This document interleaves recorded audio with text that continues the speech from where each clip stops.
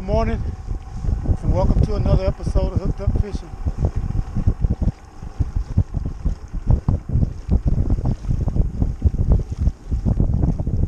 I had to leave the water early yesterday, but the fish quit biting on me in the middle of a bite. Once again, I want to say thanks to a real good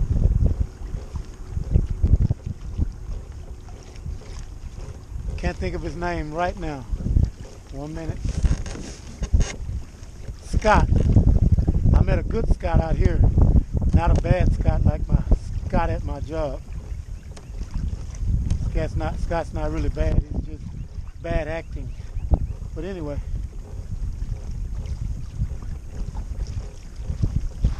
My sister called me, and I knew my mom, who's 94, working on 95. She's having an issue with her right ankle.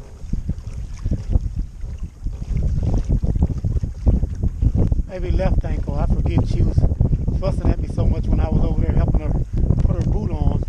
I happened to be coming from here, and I took the Hardy Tow Road to 610 and had to pass by my mom's neighborhood. And even though I didn't want to go by there, something compelled me to go by there that one day.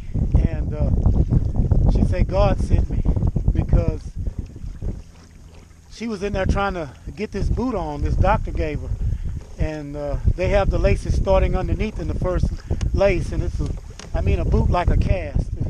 I would call it a cast, because doctors, it's just a lace up cast to try to take some of that pressure off of her ankle, which is sort of bone to bone. And my mom's tough as nails, just like me, so she refuses not to go to church, in the name of the Father, the Son, and the Holy Spirit, which is what Hooked Up Fishing is all about, and I love that. It's a beautiful morning out here. Foggy as heck. I'm coming late, and I've been noticing the bite has been later, as I guess this cool weather that's upon us right now is settling in, and look like every post is decorated with boats. So I'm not really going to say a whole lot while I'm out here. And you guys will have to forgive me for that. It's just respect of other fishermen that are out here. And I want you guys to get that whenever you're fishing, And I know you can't just live in a shell, but sometimes you can't live outside the shell either. So, life lessons. At any rate, my sister alarmed me a little bit yesterday, so I hurried off the water.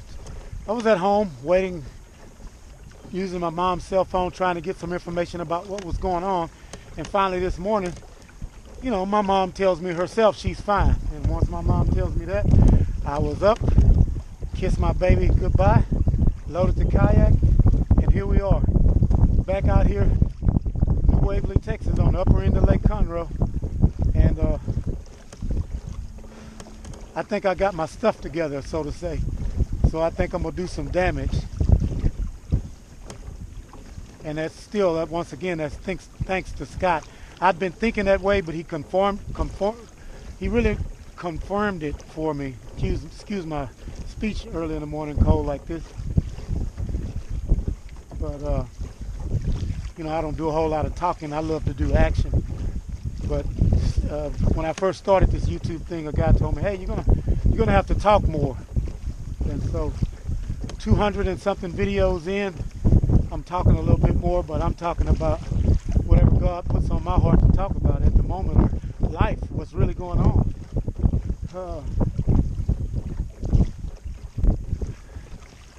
The wind will be high tomorrow, so that particular day is all the way out. Today I had power off, one because of my mom, two because I thought it was going to rain. But I'm in trouble because everybody's fishing and I just don't know how long. So I'm going to have to find somebody that'll allow me to fish around them without, upsetting them or getting in their way. So I'm going to try to surprise the guys when I get up there can make an entry as in, hey, anybody want to be my friend today? That might not be a good entry. So I'm just going to do what I normally do. Come in quietly, start fishing. And, you know, if they warm up to me, they warm up to me. If not, hey, it is what it is. So,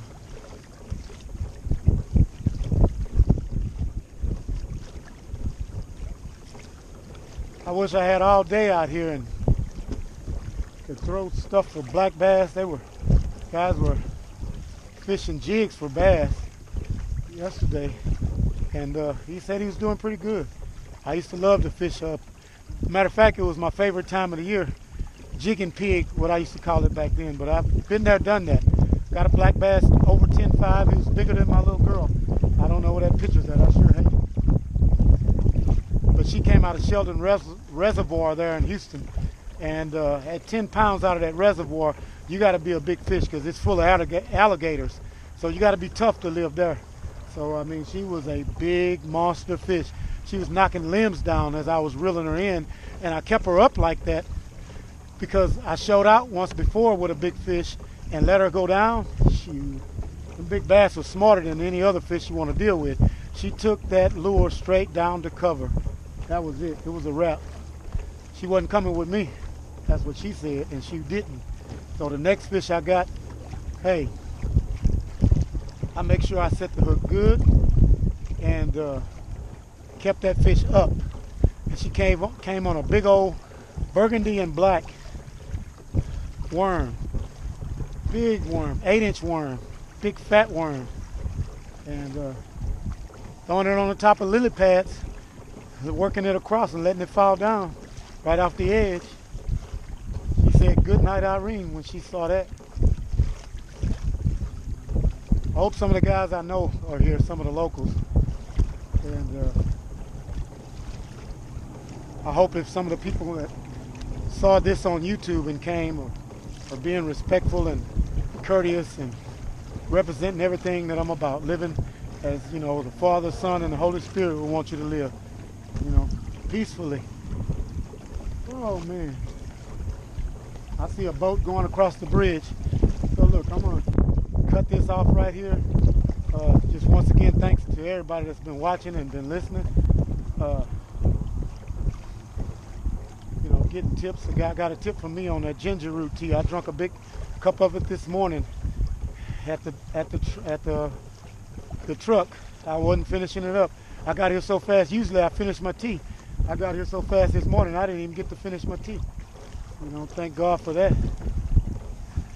Everybody was moving this morning like the highway was theirs. Cars were rolling at 75, 80 past me. I was trying to stay just 8 miles over posted speeds or something like that. These guys were rolling 10 and 15, you know, miles over that. But there is a boat on every one of these fishable deals here. So I'm gonna kill it like I said right here. It looks like there's one boat with 2 people, and there's another boat maybe with 1 person. So I'm gonna go and try to jig around the backside of number 3. I got some big crappie from the backside of number 3. Big females. It's deeper there, so here we go. Hooked up fishing at Hard Hitter, Skeeter D. Rolling out here on a beautiful morning, man. You couldn't ask for more than this. It is so beautiful. They said it was going to be about 50-something degrees. My hands are not hurting like they have been for the past 2 days I've been coming out here.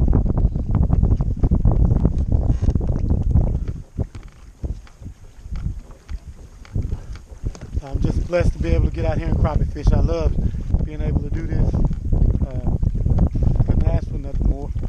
You know, blessed on every hand, as I see it. These fish are healthy, some real good eating.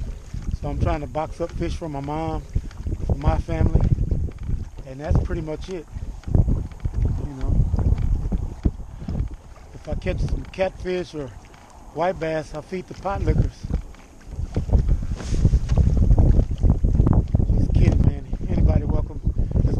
come eat at my house.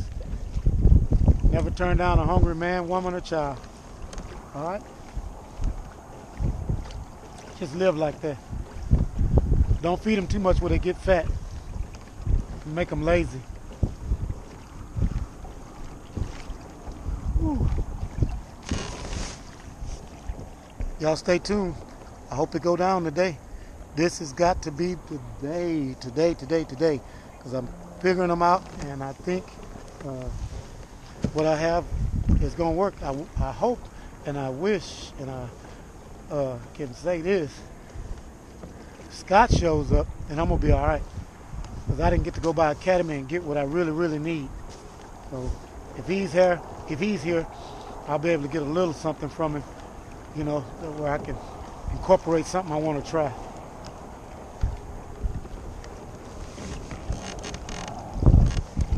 He only gave me one, so I have to hope that one that he gave me will hold up. Hooked up fishing at Hard Hill to Skeeter D out here on a beautiful morning, man. Overcast, fog, and